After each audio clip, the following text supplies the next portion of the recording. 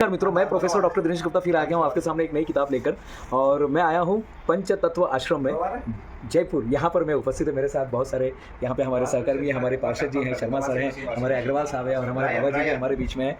नमस्कार मित्रों, एक बहुत ज़बरदस्त किताब मेरे पास आई है और ये किताब सचमुच में मानसिक शांति के रहस्य इस पर उजागर करती है। और जो लेखक है, हमारे लेखक हरिदत्त शर्मा जी, इनके द्वारा रचित और लिखित ये किताब है। बहुत ही संशोधन के साथ इस किताब की रचना की गई है। इस किताब में बताया गया है क्योंकि मनुष्य जब से पैदा हुआ है और जब तक वो जीता है वो बस मानसिक सुकून की तलाश में रहता है।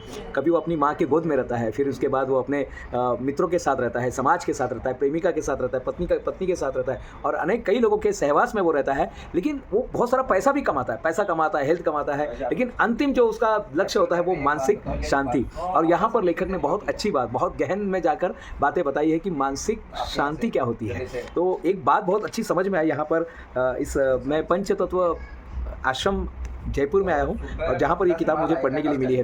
पहले मानसिक अवस्था है, यहाँ पर लेखक बताते हैं एक नॉर्मल अवस्था रहती है जिसमें इंसान डिस्टर्ब रहता है ये, लेकिन एक और अवस्था है जिसको बोलते हैं अल्फा, जहाँ पर उसकी जो तरंगे हैं ना थोड़ी कम हो जाती है। फिर उसके बाद दूसरी अवस्था जो होती है अल्फा के बाद पार्षद जी आती है अल्फा बीटा, अल्फा के बाद आता है बीटा, बीटा के बाद आता है थीटा, थीटा के बाद सबसे जिसमें बड़े बड़े संत ज्ञानी जो हमारे बड़े बड़े संत लोग जो रहते हैं वो रहते हैं डेल्टा तरंग में, जहाँ पर या तो हम भी इसका अनुभव करते हैं जब हम नींद में रहते हैं ना, नींद में भी गहरी जो 3 या 4 बजे वाली जो नींद रहती है उस समय की जो नींद हमारी रहती है एकदम गहरी, उस समय हम लोग डेल्टा तरंग में रहते हैं। यानी हमारा जो वेवलेंथ हमारा बहुत कम हो जाता है। याद रखिए जितने वेवलेंथ ज़्यादा है ना उतने हम ज़्यादा डिस्टर्ब हैं, जितने वेवलेंथ ज़्यादा हो रहे हैं उतने ज़्यादा डिस्टर्ब है और जितना वेवलेंथ कम हो रहा है उतना हम कम डिस्टर्ब, यानी उतना हम शांति में है। और ये किताब बहुत अच्छी बातें यहाँ पर बताइए।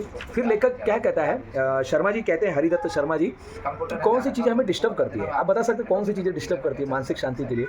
तो मनुष्य का एक लोभ है, ईर्ष्या है, निंदा है। इसलिए हमारे आश्रम में एक नियम है, यहाँ का एक नियम है, पता है आपको, निंदा नहीं करना है। बाकी आप कुछ भी कर सकते हैं, आपको जितना खाना है खाइए, लेकिन आप किसी की निंदा नहीं कर सकते, आप चाह के भी नहीं कर सकते। ये इस आश्रम की खासियत है, पंचतत्व आश्रम में। और यहाँ पर लेखक ने भी बताया है कि मानसिक शांति के जो शत्रु हैं, घृणा है, क्रोध है, ईर्ष्या है, फिर लोभ है और कहीं ना कहीं वो चिंता है और बहुत सारी चिंता करने लगता है। और एक और चीज़ है जो अनजाने में एक अनजाना मेहमान है, वो तनाव। यहाँ पे हर इंसान मुंबई शहर में, या मैं तो कई जगह देख चुका हूँ, 15 देशों की यात्रा किया हूँ मित्रों, मैंने हर जगह यही देखा है। और मुझे मेरी मम्मी ने, जब मैं पूरा देश घूम के आया तो मेरी मम्मी ने मुझे एक सवाल पूछा कि क्या देखा तुमने, इतने सारे देश घुमा, इथोपिया, ज़ंज़ीबार, तंजानिया, मॉरिशस, और क्या समझ में आया? तो मैंने माँ को एक ही बात बोला कि नानक दुखिया सब संसार, नानक दुखिया सब संसार, हर जगह। और ये दुखी होने का एक ही कारण है, तनाव।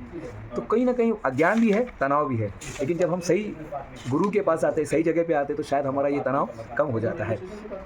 लेखक ने यहाँ पर केवल प्रॉब्लम ही नहीं बताया मित्रों, यहाँ पर उन्होंने सोल्यूशन भी बताया है कि मानव जीवन का जो विचित्र रूप है उसके बारे में बताया है। और उन्होंने सबसे बड़ी बात है, चालू है, सबसे बड़ी बात है मित्रों, मानसिक शांति का जो रहस्य यहाँ पर बताया। जीवन में यौन का महत्व है, जो हमारी यौन होती है, क्योंकि मनुष्य का जीवन जो शुरू होता है 25 साल से शुरू हो जाता है। 25 साल तक वो बढ़ता रहता है, ग्रो होते रहता है, सारी चीज़ें सीखता रहता है, वो प्लस करने का टाइम होता है। और कई बार होता है ना, इंसान मानसिक शांति क्यों नहीं पाता, क्योंकि वो झूठ में जीता है। तो झूठ से पहले बाहर निकलिए, अपने आप को जानिए, हे इंसान खुद को जान।